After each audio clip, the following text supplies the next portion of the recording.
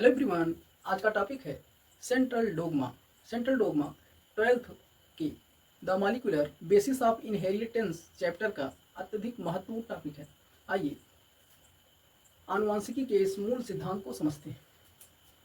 Central dogma central dogma central dogma आनुवांशिक सूचनाओं का आनुवांशिक सूचनाओं का एक दिशीय प्रवाह है। एक दिशीय प्रवाह है जिसके अंतर्गत डीएनए की आनुवांशिक सूचना आरएनए में तथा आरएनए की आनुवांशिक सूचना प्रोटीन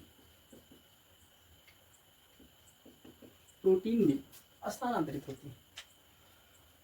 इस मूल सिद्धांत की खोज 1957 में फ्रांसिस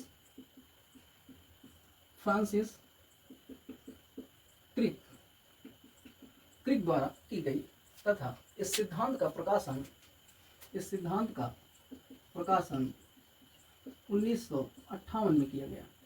तो प्रकाशन 1958 में किया गया तथा सिद्धांत का प्रतिपादन 1957 में किया गया।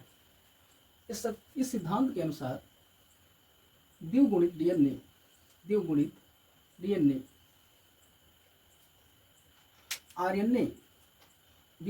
डीएनए आरएनए बनाता है तथा आरएनए प्रोटीन बनाती है। इस प्रकार आरएनए और आरएनए के अंतर्गत एम आरएनए और आरएनए प्रोटीन बनाते हैं।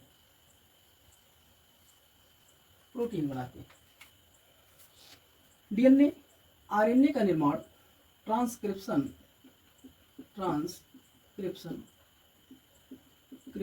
प्रोसेस द्वारा करता है, जबकि आरएनए प्रोटीन का निर्माण ट्रांसलेशन प्रोसेस द्वारा करता है।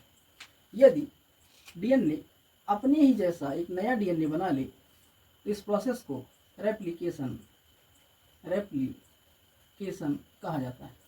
यानी रेप्लिकेशन के अंतर्गत डीएनए बनाता है, ट्रांसक्रिप्शन प्रोसेस के अंतर्गत डीएनए आरएनए बनाता है, वो भी एम आरएनए यानी मैसेंजर आरएनए, तथा ट्रांसलेशन प्रोसेस के अंतर्गत एम आरएनए प्रोटीन बना लेता है।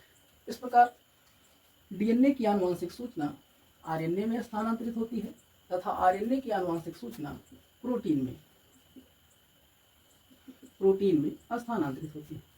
यही आनुवांशिकी का मूल सिद्धांत है, जिसके अंतर्गत शरीर के विभिन्न प्रोटीनों का निर्माण किया जाता है, जो कि उपापचयी क्रियाओं के अंतर्गत अत्यधिक महत्वपूर्ण है।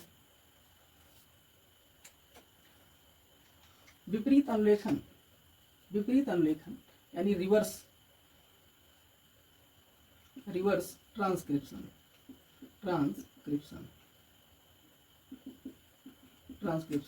तो रिवर्स ट्रांसक्रिप्शन की खोज 1970 में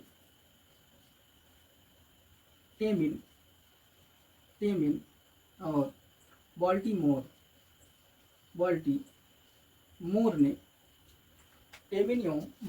ने आरएनए ट्यूमर वायरस के द्वारा रिवर्स ट्रांसक्रिप्शन की खोज की। 1970 में टेमिन तथा बाल्टीमोर ने आरएनए ट्यूमर वायरस का प्रयोग कर विपरीत अनुलेखन यानी रिवर्स ट्रांसक्रिप्शन की खोज की, जिसके अंतर्गत आरएनए डीएनए बनाता है।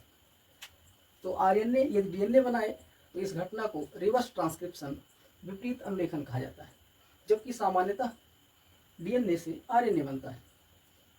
आई होप ये वीडियो आपको समझ में आया होगा। Thank you for watching this video.